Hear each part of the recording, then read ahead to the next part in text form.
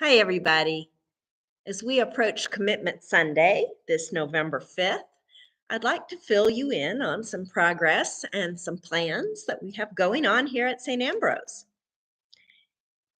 It's amazing to me that after our work that we did last spring and winter in deciding who we were going to be here at St. Ambrose in the future, already we now have 5 active parishioner-led groups that are going on this year, and they are just waiting for each of you to add your own interests and gifts to one or more of these groups. So the first one, of course, is our green team. Um, the goals this year of our green team are to partner with other organizations like Cool Boulder, we've already joined with, in order to actively advocate and care for creation. We are also starting at home by drastically reducing fossil fuel use here at St. Ambrose. And we're working on fostering prayer and learning as a parish community, all about creation care. And if you want to know more, you can just look at our beautiful trees back here on the wall with some of the things that we want to be involved in. We're waiting right now to hear about the big energy grant that we applied for earlier this fall. But we just had an amazing, well attended learning opportunity all about sustainable and regenerative farming. In September, we went to see Jacob Springs Farm, and we met farmer Andre Husney, who we hope to work together again with soon in the future on a project. If you want to know more about the Green Team, see Chris Burtness, the chair, or Walter Latimer, or Betsy Sheffield, who are all very involved in Green Team activities. Our science and spirituality lectures are our second brand new effort this year. Our first lecture is actually this Sunday, the 29th at 3 p.m. in Barcelona House. So we hope I'll see everybody there. Our planners, our parishioner planner group, have lined up interesting speakers for the program year.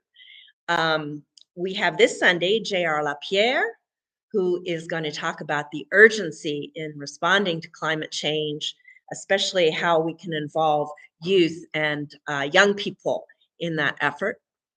In February, we will have Hunter Lovins, who's a renowned environmentalist and author of the book Natural Capitalism. We're lucky to have her speak with us then. And in April, we will have a computer scientist from the University of Texas, who also happens to be my son, named Etienne Vuga. And he will come in April to talk about AI, or artificial intelligence, and what it means to be human, perhaps.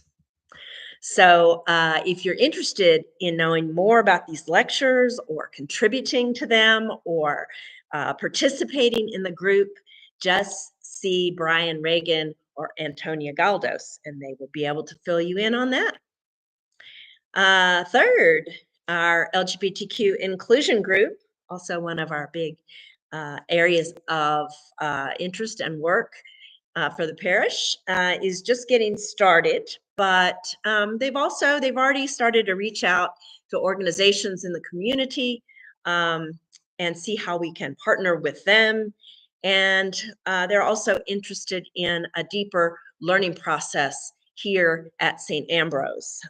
And if it's any indication, our excellent presentation that we had just this month on the stories and photos of our transgender siblings was a very inspiring afternoon and a great way to foster understanding.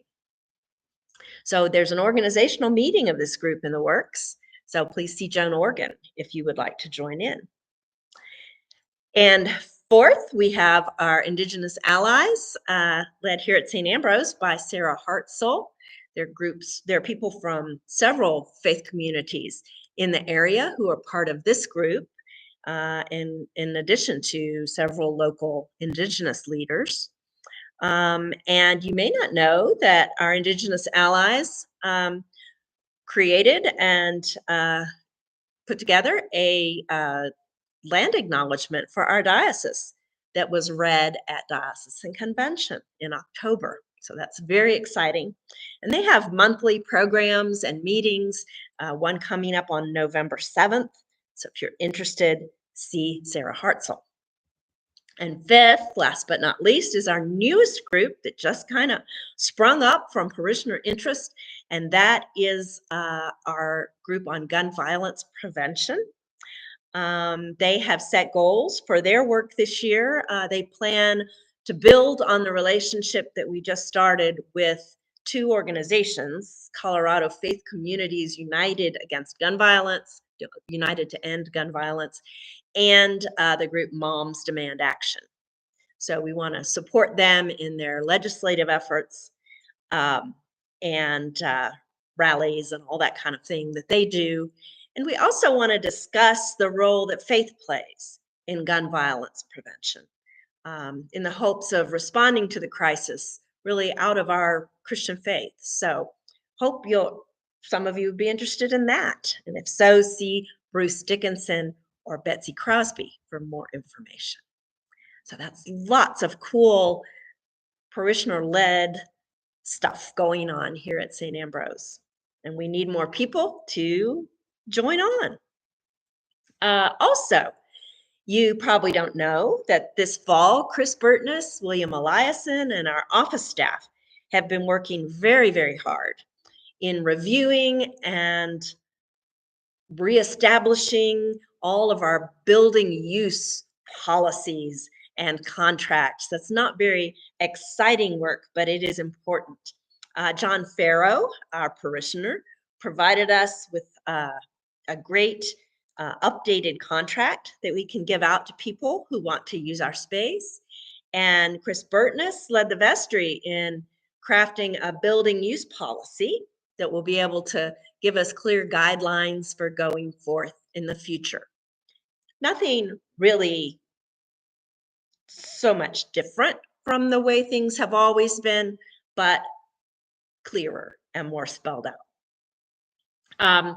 So as you know, new keys are going to be issued probably not until early January for everybody. And that way once the new contracts and the keys are given out to our building use folks, then we'll be all organized and on our way to other things. And it will be our new parish administrator, Margaret Chidlaw. If you haven't met Margaret, come say hi.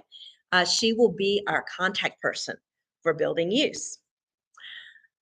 And a word about our buildings. Our buildings and grounds are a huge asset for St. Ambrose. They're also a huge expense for us as a small congregation.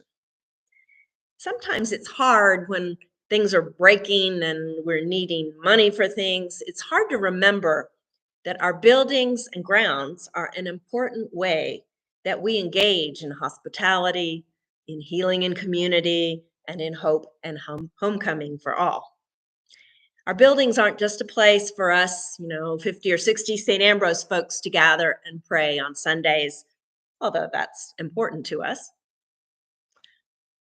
You might not know that in addition to our church activities, we host 3 separate large AA groups every week, as well as several smaller 12-step groups. They are all back since COVID times. We host a large Boy Scout troop with cars that fill our parking lot and boys that fill Barcelona House on Monday nights. And then we have 2 additional Cub Scout packs here. The Boulder County disaster relief folks are still meeting every week with Marshall fire survivors who are trying to get back in their homes and figure out all the county rules and regulations. We have a group who offers centering prayer here. So all of these groups use our facilities as partners with us in ministry. So they are really part of the St. Ambrose community. And in supporting the church, you're supporting them and their really life-giving work as well. We also let other nonprofits use our space for a fee, and they too contribute to our 5-H's. We have a local therapist who sees clients here. We have sometimes marriage counseling groups. We have a preschool child parent music group called Music Together. We have a new mindfulness group that has met here, and more. Something new all the time. We're even trying to get permission from Boulder County to let us lease the education wing to a bilingual Spanish-English preschool, perhaps next fall if it comes together. Unfortunately, Boulder County is giving us a really hard time with this plan. Not the neighbors, but Boulder County. And so now they're trying to get us to do a traffic study, and there's just been all kinds of red tape, but we're trying really hard to be able to make this happen. So we need your prayers, and if you're interested in supporting this effort financially, let me know as well. So in order to use our buildings as a welcoming space for the community and a house of prayer and fellowship for us, we have a lot of deferred maintenance to catch up on, and we'd like to get started this program year. The vestry has already made a start. They've done some stucco work that needs to be done on the back of Barcelona House, and the leaking cupola is scheduled to be fixed. It's already on the books very soon. But there's more to do, and we're going to need the full support of the congregation in order to care wisely for the blessing that we have here in this amazing space. There is a new deferred maintenance task force, so if you would like to join that, let me or William Eliason, our senior warden, know about that. So I hope to see you either this Sunday. We have 2 baptisms, so if you like babies, come this Sunday, and or next Sunday, November 5th, for All Saints Day and for our in-gathering celebration. So pray about your pledges and your creation care covenant. Think how you can join us in spiritual growth as well here in this place. Let me know, and hope to see you so we can celebrate God's goodness all together and catch up with one another and put some leaves on these trees. They're looking kind of bare still. So please come join us. We'll see you soon. Thanks. Bye-bye.